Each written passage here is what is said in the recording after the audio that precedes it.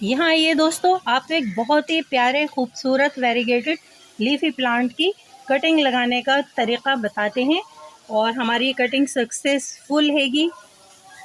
दोस्तों जुलाई मंथ के एंड में हमने ये थिक कटिंग काट के और इसको पानी में डिप कर दिया था और अब हमें अच्छा सक्सेस मिला है। तो आप भी देखिए और इस तरह इस रेनी सीज़न में आप फ्री प्लांट्स बना सकते हैं। इस बहुत ही प्यारे से वेरीगेटेड लीफी प्लांट का नाम है टाइलियासियस हिबिस्कस, सी हिबिस्कस भी कहते हैं इसे और रेड कॉटन वुड भी कहा जाता है।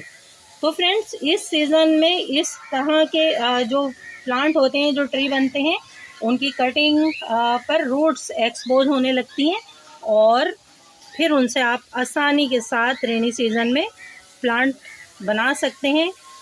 ये है वाटर के थ्रू ग्रो किया गया टाइलियासियस हिबिस्कस प्लांट।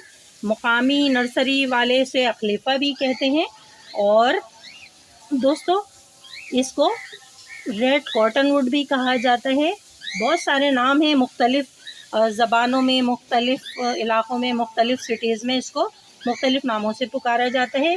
तो दोस्तों ये एक हार्डी प्लांट है, फुल सनलाइट में बहुत अच्छा ग्रो करता है और जब ये फुल सनलाइट में होता है तो इसमें बहुत ही खूबसूरत कॉपर कलर की ये लीफ आती हैं जो कोपल होती है इसमें।